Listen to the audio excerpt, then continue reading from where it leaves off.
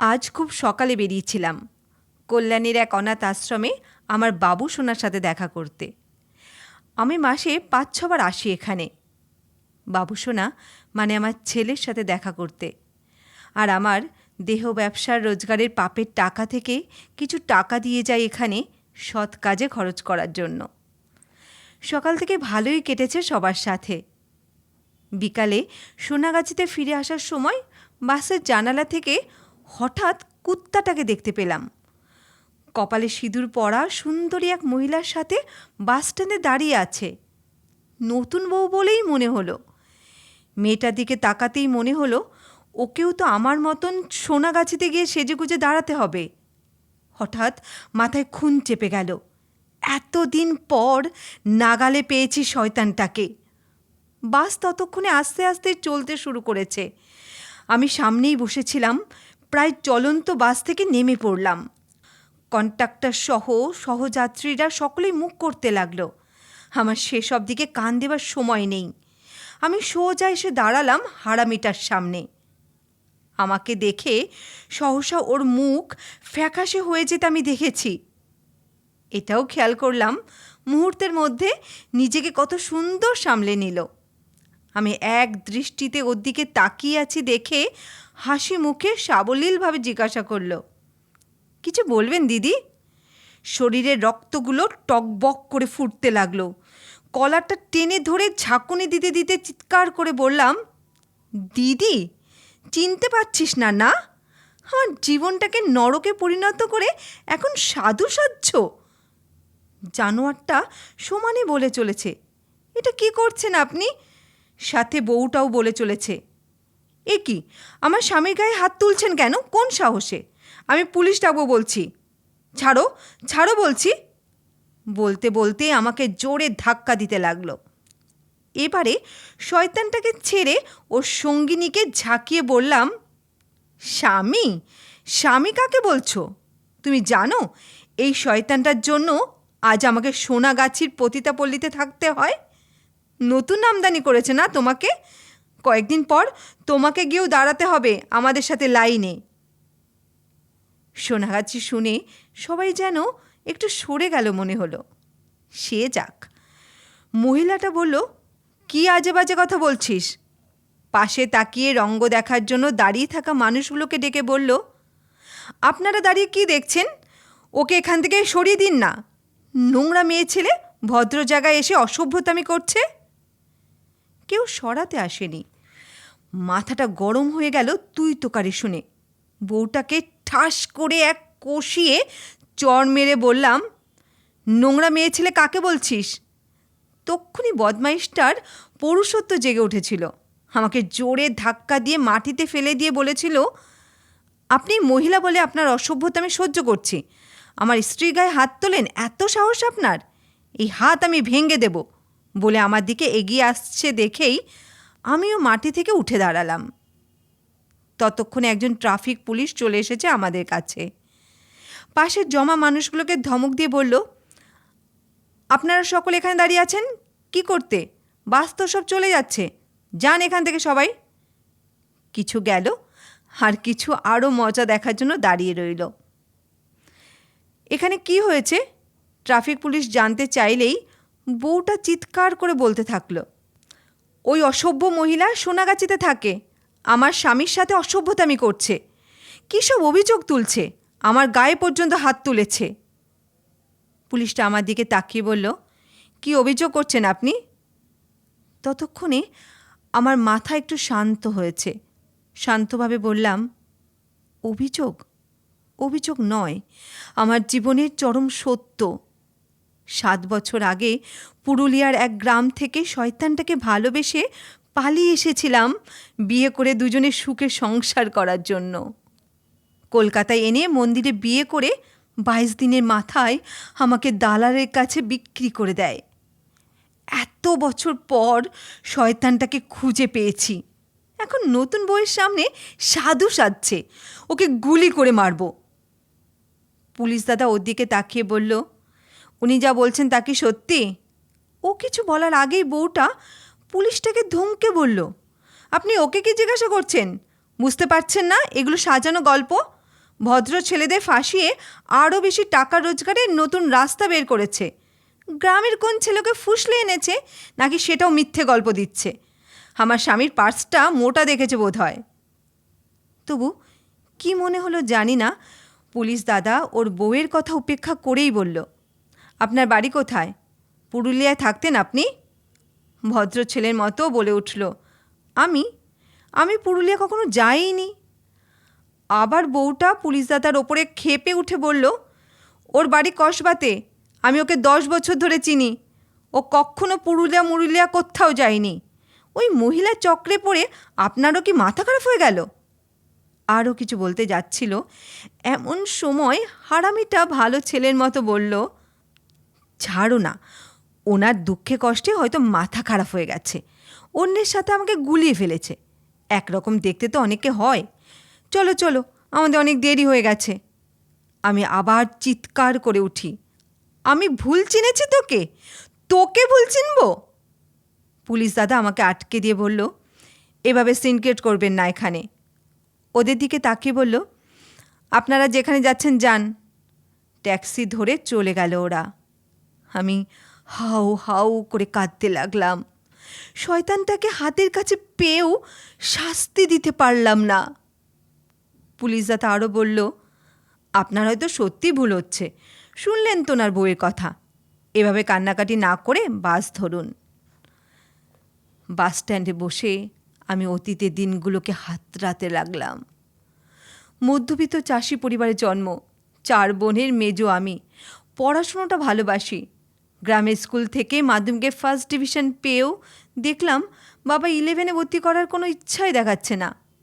আজও গ্রামের অনেকেই আমার বাবার মতো বিশ্বাস করে, বেশি পড়িয়ে কি হবে মেয়েদের, ভালো ছেলে দেখে বিয়ে দিয়ে দিলে মা বাবার সব দায়িত্ব শেষ। দিদি আমার থেকে 2 বছরের বড়, বাড়িতে মায়ের সাথে ঘরকন্যার কাজ সামলায়। দিদির জন্য সম্বন্ধ দেখা চলছে। আমি গ্রাম থেকে কিছুটা দূরে একটা স্কুলে ভর্তি হলাম আমার নিজের চেষ্টায়। পড়াশুনো চলছিল ভালোই। এর মধ্যে সাইকেলে করে একদিন স্কুল থেকে ফেরার সময় ফাঁকা রাস্তায় দেখলাম একটা ছেলে পেট চেপে কাতরাচ্ছে। আমি কি করব ভাবছি, কাছে যাওয়া ঠিক হবে কি হবে না ভাবতে ভাবতে সাইকেল চালিয়ে সামান্য একটু এগিয়ে যেতেই ছেলেটা বলল, শুনছেন, আমাকে একটু জল দিতে পারেন? আর কিছু ভাবলাম না, কারণ জল এমন একটা জিনিস চাইলে না বলতে নেই। জল খাওয়ানোর পর সামান্য সময়ের মধ্যে একটু সুস্থ বোধ করায় তার কথা মতো একটা গাছের নিচে বসিয়ে চলে আসি। তারপরের দিন ঠিক ওই জায়গাতেই হাসি মুখে দাঁড়িয়ে থাকতে দেখি আমাকে ধন্যবাদ জানানোর জন্য। কিছু কথা হয়। শুনলাম নাম অতনু ব্যানার্জি, আমাদের গ্রামের পাশের গ্রামে থাকে। কলকাতায় চাকরি পেয়ে চলে গেছে, কয়েকদিনের ছুটিতে বাড়িতে বেড়াতে এসেছে। তারপর থেকে বিভিন্ন সময়ে বিভিন্ন জায়গায় দেখা হতে থাকে আমাদের। প্রথমে বন্ধুত্ব, তারপর কখন যেন ভালোবাসার সম্পর্ক দুজনের তৈরি হয়। রোজ দেখা করতে করতে একটা অভ্যাসে পরিণত হয়ে যায়। কয়েকদিন পর কলকাতায় চলে গেলে কিছুই ভালো লাগছিল না। শনিবারে অপেক্ষায় থাকা।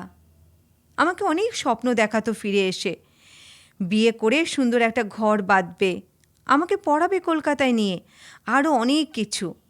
একদিন ঘুরতে ঘুরতে পাশের গ্রামের একটা দোতলা বাড়ি দেখিয়ে বলেছিল, এটা আমাদের বাড়ি, এই বাড়িতেই একমাত্র ছেলের বউ হয়ে আসবে তুমি। তারপর কলকাতায় শিফট করে ওখানেই ভালো কলেজে ভর্তি করে দেব, শুধু এই চেষ্টা পাশ করো। অগাধ বিশ্বাসে সত্য মিথ্যা যাচাই করতে চাইনি, শুধু মুগ্ধ হয়ে শুনতাম ওর কথা। এখন বুঝি কতটা বাতলিং দিত আমাকে। টেস্ট পরীক্ষা হয়ে গেছে, একদিন মন খারাপ করে বলেছিল, তোমাকে ছাড়া আর থাকতে পারছি না, চলো বিয়ে করি। সামনে পরীক্ষা বলে বোঝাতাম, উল্টে আমাকে বলতো, 1 বছর গ্যাপ গেলে কিচ্ছু হবে না, আগামী বছর টিচার দেব, আরও ভালো ফল করবে। ফাইনাল পরীক্ষার ঠিক কিছুদিন আগে একটা ঝামেলা দেখা দিল আমাদের বাড়িতে। দিদিকে দেখতে এসে দিদিকে পছন্দ করেও আমাকেই পছন্দ হলো, কারণ ছেলে শিক্ষিত, তাই একটু শিক্ষিত মেয়ে হলেই ভালো। ছেলের পরিবার ভালো, কোনো দাবি নেই, পড়াশুনো চালিয়ে যেতে পারবো বিয়ের পরে, এমন কথাও হলো। বিপদ বুঝেই ফোন করে অতনুকে ডেকে পাঠালাম। সব শুনে বলল, আর অপেক্ষা করা একদম ঠিক হবে না বুঝতে পারছি। তবে হঠাৎ করে কি করব বুঝতে পারছি না। কোনো প্রিপারেশন নেই তো। এক্ষুনি বাড়িতে বলতেও পারবো না, একমাত্র ছেলের বিয়ে, খুব ধুমধাম করে দেবে, তাই এক্ষুনি কিছু বলাও যাবে না। আমি বলেছিলাম, এইচএস পরীক্ষার পর বিয়ের ডেট ঠিক হবে, কয়েকদিন হাতে সময় আছে, পরীক্ষার পরই ভাবা যাবে। ও বলল, তুমি পরীক্ষা নিয়ে ভাবছো? ততদিনে অনেক দূর এগিয়ে যাবে, তোমার বাবার সম্মানহানি হবে, সেটা ভালো হবে কি? ভাবলাম, তাই তো, বাবাকে 10টা কথা শুনতে হবে। আমি না থাকলে দিদির সাথে যদি বিয়েটা হয় তবে ভালো হবে। দিদির বিয়ের পর বাড়িতে এসে ক্ষমা চেয়ে নেব। এর 1 সপ্তাহ পর কাউকে কিছু না বলে কলকাতায় পালিয়ে যাই। এসে উঠলাম একটা বস্তিতে। অতনু বলল, এখানেই থাকি কিছুদিন, তারপর অফিসের কাছাকাছি একটা বাড়ি দেখে উঠে যাব। পাশের মন্দিরে পুরোহিতদের সামনে বিয়ে হয় আমাদের। 15 দিন পর অফিসে জয়েন করার পর থেকেই মনটা যেন কেমন গাইতে থাকে। কারণ ফোন করলে খুব ব্যস্ত বলে। শনি রবিবার মায়ের কাছে যায়, মাঝে মাঝে 2 দিনের জন্য আসে। মনে যত কষ্ট মিষ্টি কথায় ভুলিয়ে দেয়। বলে, অফিসের এত চাপ, তোমাকে যে নিয়ে যাব ভালো একটা ঘর দেখে, তার সুবিধা তার সুযোগ করে উঠতে পারছি না। আর কয়েকদিন সময় দাও, নিশ্চয়ই একটা ভালো ব্যবস্থা করতে পারবো। সেদিন যাওয়ার পর আবার 3 দিনে কোনো খোঁজ নেই। আমার নিজের কোনো ফোন ছিল না। এখানকার পরিবেশ আমার একদম ভালো লাগে না। পাশে কারোর কাছ থেকে ফোন করলে বলে, খুব ব্যস্ত আছি, যত তাড়াতাড়ি সম্ভব চলে আসবো, বলেই ফোনটা কেটে দেয়।